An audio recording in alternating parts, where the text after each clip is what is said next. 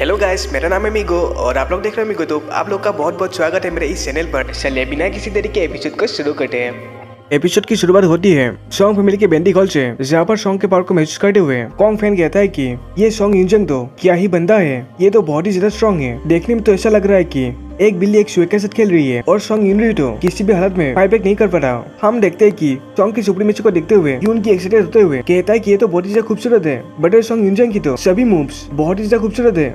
यहाँ पर हम देखते हैं कि सॉन्ग की बड़ी बहन यूनजिन वो भी सॉन्ग को देखते हुए सोचती है कि सॉन्ग यूनजिन की तो कॉम्बैट एक्सपीरियंस एक वेटरन से भी ज्यादा है। आखिर घर को एक साथ छोड़ते ही इस सॉन्ग यूनजिन को इतना सारा कॉम्बैट एक्सपीरियंस आखिर कहाँ से मिल गया। सॉन्ग को देखते हुए किन देवी ब्लश करते हुए सोचती है कि यंग मास्टर यूनजिन तो बहुत ही ज्यादा अमेजिंग है। तभी वो बटलर को देखती है। हम देखते हैं कि बटलर बाहर से लाइट की तेजी के साथ गायब हो चुका होता है और दूसरे पल बटलर मुंह तेजी के साथ आबी और गेटकीपर के पीछे आ जाते हैं, जो देखकर वो दोनों हैरान हो जाते हैं। तभी बटलर मुंह को देखते हुए गेटकीपर कहता है कि मैंने तुम्हें पहले ही कहा है कि तुम हमेशा ही हमारे पीछे एक भूत की तरह प्रिपेयर हुआ मत करो। तभी बटलर कहता है कि पहले मुझे एक बात पूछनी दो। गेटकीपर कहता है कि हाँ बोलो। तभी बटलर मुंह बॉडी से सीरियस होकर कहता है कि आखिर यंग मास्टर को जुआन जियावी की सीक्रेट बॉडी मूवमेंट कैसे पता है? तुम दोनों में से आखिर किसने यंग मास्टर को यह टेक्निक सिखाई है? उसकी बातें सुनने के बाद गेटकीपर कहता है कि भला हम क्यों सिखाएंगे, हमने तो अपनी आइडेंटिटी को सबसे गुमनाम रखा है, क्योंकि मुझे डर है कि बहुत सारे ताकतवर लोग ये सोच सकते हैं कि सॉन्ग फैमिली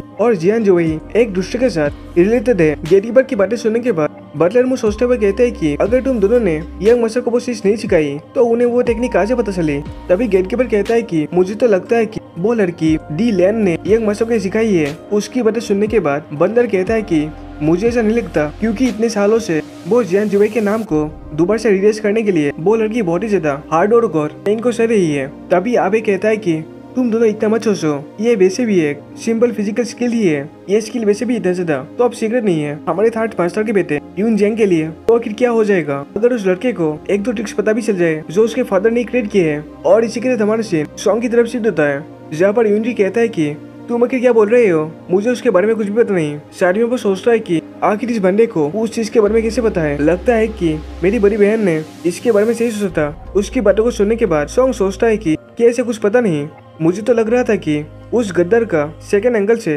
कुछ कांटेक्ट है। तभी यून रीड बड़ा कहता है कि तुम मुझे इस बार बेवकूफ नहीं बना सकते। इसी के साथ तेजी के साथ सॉन्ग पर हमला करते हुए कहता है कि अब तू मरेगा। उसे देखते हुए सॉन्ग कहता है कि इसकी स्पीड तो बहुत ही ज्यादा है, इस बच्चे की एक्सप्लोसिव पावर तो इतनी भी बुरी नहीं है। हम देखते हैं कि इंड्री एक जंप करता है और अपने दोनों शॉट को तेजी के साथ रोटेट करते हुए सॉन्ग के ऊपर हमला करते हुए कहता है कि अब कहाँ छुपोगे। इसी के साथ सॉन्ग यूनरी सॉन्ग पर अपने दोनों शॉट से स्टेप करते हुए कहता है कि अब तू मरेगा। नेक्स्ट सीन में हम देखते हैं कि यूनरी ने जहाँ पर स्टेप किया होता है वहाँ पर सॉन्ग की बस एक अवतार इमेज होती है और बासे पर गायब हो जाती है, जो देखकर यूनरी बहुत ज्यादा शॉक हो जाता है। तभी दूसरे पल हम देखते हैं कि सॉन्ग यूनजियांग अचानक यूनरी के पीछे आ जाता है और अपने हाथों से सॉन्ग यूनरी के सर को पकड़ लेता है। सॉन्ग के इस मूव को देखने के बाद तो बटलर के साथ साथ आबे और गेटकीपर भी बहुत ज्यादा शॉक हो जाते हैं। वो हैरानी के साथ कहते हैं कि ये तो 7 steps on the star technique थी। तभी दूसरे पल गेटकीपर हंसते हुए कहता है कि अगर ये किसी तरह की स्पिरिट पावर से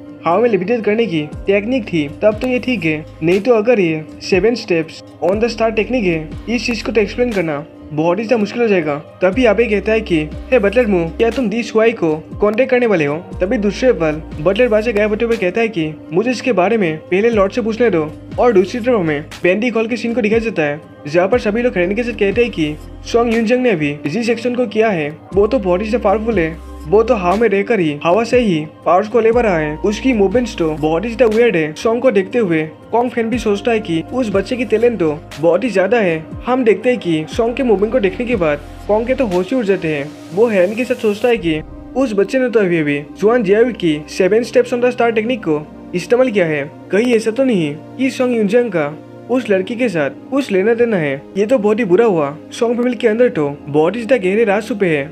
सॉन्ग को देखते हुए लॉर्ड हावी एक स्माइल करता है और दूसरी तरफ हमें जिनजिन को दिखाया जाता है, जो गुस्से के साथ अपने फिंगर को बाइट करते हुए सोचती है कि ये सॉन्ग यूनरी तो बहुत ही ज्यादा यूजलेस निकला, वो तो एक कस्टर को भी अपने पावर से हरा नहीं पाया, ये तो बहुत ही बुरा हुआ। ऐसे तो मैं अपने ग्रैंडपा के लिए उस पील को वापस नहीं ले पाऊंगा। इसी के साथ वो सॉन्ग यूनजियांग को कार्ड्स देते हुए कहती है कि डैम यूनजियांग, तुम इतने पावरफुल क्यों हो? तभी वो दांत पीसते हुए सोचती है कि पर जो भी हो, तू मेरे ब्रदर जिया से बिल्कुल स्ट्रॉन्ग नहीं हो सकते। गाइस ये बंदी अपने ब्रदर जिया से कुछ ज्यादा ही उम्मीदें लगा कर रही है। वो बंदा तो बस एक येलो रैंक का कल्टीवेटर है और इसे लगता है कि वो 8 रैंक के मिड लेवल पर रहने वाले स्ट्रॉन्ग इंजन को हरा पाएगा। क्या ही मजाक है ये। तभी जिनजिन दोबारा सोचते हैं कि मैं अपने ब्रदर जिया से कहूंगी कि वो अपने व्हाइट ड्रैगन गैंग के साथ मिलकर उस पील को वापस लाने में मेरी मदद करें और उस स्ट्रॉन्ग इंजन को भी एक अच्छा लेसन देने की बाद में कहूंगी। और दूसरी तरफ सॉन्ग को देखते हैं जो बिना किसी इमोशन के साथ कहता है कि हे सॉन्ग यूनरी, मैं तुम्हें एक और बार सीरियसली पूछ रहा हूँ, अगर कोई तुम्हें बास्टर्ड कहता है तो असल में बास्टर्ड है कौन। हम देखते हैं कि सॉन्ग के पकड़ने से यूनरी के जनरल के हेड पर क्रेक करने लगते हैं। वो सॉन्ग से कहता है कि बास्टर्ड वो तुम हो। तभी दूसरे पल सॉन्ग अपने हाथों में टोल पार को फटे हुए एक बॉडी जोड़े थप्पड़ सॉन्ग यूनरी के ऊपर मारता है और सॉन्ग के इसे करते ही सॉन्ग यूनरी का नेबरसो जनरल पूरी तरह से डिस्मेंटल हो जाता है और यूनरी दर्द के मारे सीखता है और इसी के साथ वो जमीन पर ड्रम से गिर जाता है और इसी के साथ यूनरी अनकॉन्शियस हो जाता है। तभी सॉन्ग अपने पैर को यूनरी के ऊपर रखता है और बिना किसी इमोशन के साथ कहता है कि मैं तुम्हें एक लास्ट सांस दे रहा हूँ, अब भी समय है, मुझे जल्दी से बता दो। और इसी के साथ हमारा सीन दोबारा से सेंस कैल्फर सिटी के पास ही शिफ्ट होता है जहाँ पर हम देखते हैं कि चारों तरफ धूल फैली होती है। अभी रेत के अंदर से हमने इसके पहले के एपिसोड में जिन मार्शंस को देखा था उन्हें निकलते हुए देखते हैं। तभी एक बंदा कहता है कि उस मछली की तरह दिखने वाले गॉड लेवल बीच ने तो पूरे आसमान को ही ढक लिया था, अच्छा हो कि वो चला गया। तभी उसका दूसरा साथी कहता है कि चलो देखकर चलते हैं। इसी के साथ वो सभी जाने लगते हैं और गड्ढे के पास देखने के बाद वो दोनों बहुत ही ज्यादा शॉक्ड हो जाते हैं। हम देखते हैं कि गड्ढे के अंदर में उस गॉड लेवल के बीच ने अपने मुंह से एक क्रिस्टल फेंका होता है, जिसे देखने के बाद वो पर्सन हेडिंग के साथ कहता है कि उस गॉड लेवल के बीच ने तो इस चीज को अपने मुंह से फेंका था, अब जल्दी करो, चैन कर्पसर सिटी के मेरी फैमिली को इसके बारे में रिपोर्ट करो। इसी के साथ वो सभी गॉड लेवल के बीच ने अपने मुंह से फेंका हुआ उस क्रिस्टल को देखते हुए कहते हैं कि यह क्या बवाल चीज है, ये तो गॉड लेवल के बीच के मुंह से बाहर निकला है, कहीं ऐसा तो नहीं कि ये गॉड रैंक की एक रैली को और यहाँ पर ये चीज क्या होती है। और सॉन्ग यूनजियांग और यूनरी के मैच का फैसला क्या निकलता है और क्या 7 स्टेप्स ऑन द स्टार को इस्तेमाल करते हुए सॉन्ग किसी मुसीबत में फंस गया है, ये सभी चीजें हम लोगों को पता चलेगी आगे के एपिसोड में। इसी के साथ गाइस वीडियो को हम यहीं पर एंड करते हैं। वीडियो अगर आपको थोड़ा सा भी पसंद आया हो तो लाइक शेयर और सब्सक्राइब जरूर कर दीजिए। इसी के साथ गाइस हम मिलते हैं दूसरे एपिसोड में। शुक्रिया, तथा एंड बाय बाय।